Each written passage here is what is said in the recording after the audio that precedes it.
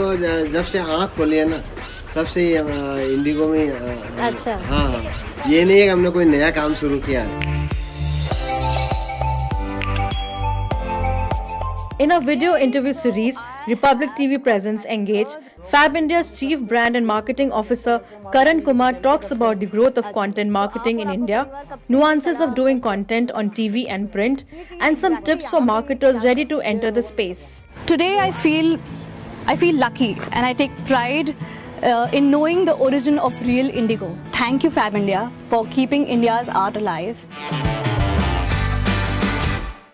Why would you call 2018 the year of content marketing in India? I think 2018 very clearly has been a year where we've seen a massive proliferation of internet as a channel, internet as a medium, and with internet the consumption of video as a form of content. 2018 has already made a big impression on content, on video content, on marketing using video, and I see 2019 and the years following that only becoming much bigger and much more powerful when it comes to those concepts. How would the stream shape up in 2019? I think it's just going to get bigger.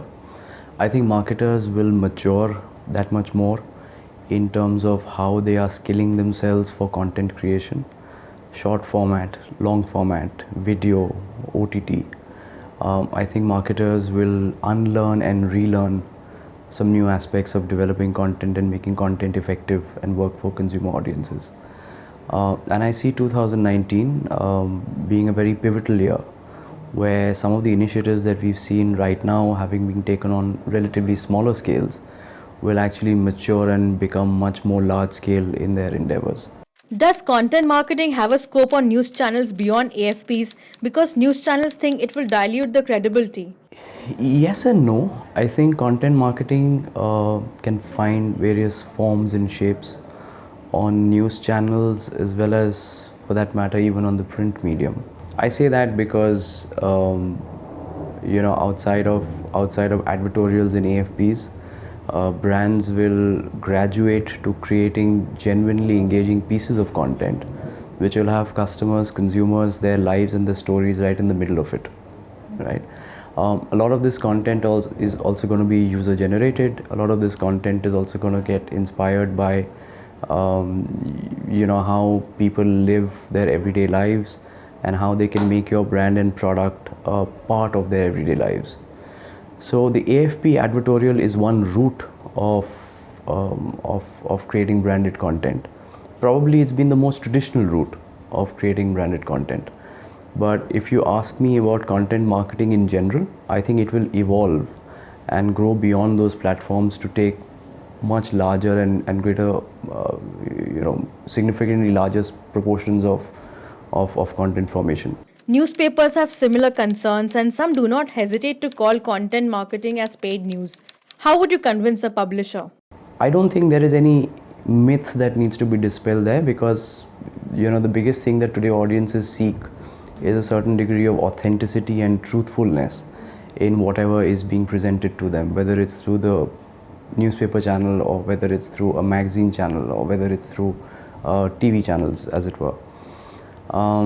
All that I'm saying is that while some of this will continue and should continue, what we will see is a greater extrapolation of more candid content being created, more entertainment focused content being created. So I don't think the news channels or the print medium needs to be apologetic about it. But I also don't think that the entire movement or the larger movement of content marketing is going to be limited only to these two platforms. Would a piece of content sell if it mentions paid or sponsored on it? I don't think the question on its selling is about whether it's paid for or not. I think the question on selling is whether the audiences find it relevant or not. The audience is very smart. They know when you're slapping on a logo onto a TV program. They know when you're placing a logo into a visual field, even in movies, when you have brands doing various placements. The audiences are very, very clear on where the brand is forcing its presence in the form of a logo or a product placement. And that's absolutely fine. That's actually, I pretty much welcome that. I think what the audiences need to find in these pieces beyond the logo and the product is the integration of the product and the brand with the overall storyline. Considering a brand mention or a quote from the brand in an industry story helps the brand build trust and credibility. How much does PR drive the content marketing for a brand? I don't think necessarily that today it's true that just a brand mention in an industry story automatically builds credibility. I don't think. I think that was the truth till a couple of years ago. You need to ensure that your brands weave with the larger story in the true sense and spirit of the story. With so many tools to measure the effectiveness of content marketing, marketers still have a problem in measuring the ROI on content initiatives in terms of lead generation and sales. Isn't it a barrier to the growth of the ecosystem? Lead generation and sales is one important metric where content which is largely factual in nature and has a strong call to action can translate into lead generation and the sales metric. It's easy to track. Brands do track that, and I think to that extent it's fine. I don't think there is a problem of tracking or measurement there. I think the problem of tracking and measurement that you are alluding to is on other metrics beyond lead generation and sales. Because a big part of the entire branded content objective is to build a certain amount of affinity and resonance with the brand, a certain amount of relevance between the targeted audience group and the brand. That will not always be measured through lead generation and sales in the short term. For that, what you'll have to look at is to employ a different set of metrics, which has got to do with brand uplift scores, brand imagery scores, brand salience and consideration scores. If you employ that metric, and if you have distributed your content at a certain scale efficiently, you will see that those scores are measurable as well. What are the 2 tips that you would give to the brands who want to enter the content marketing field? I think the one thing that you need to be very careful is that when you're embarking on the journey of branded content and content marketing overall, you need to ensure that your products and your brands are genuinely positioned in stories or content formats where they actually belong in the overall narrative.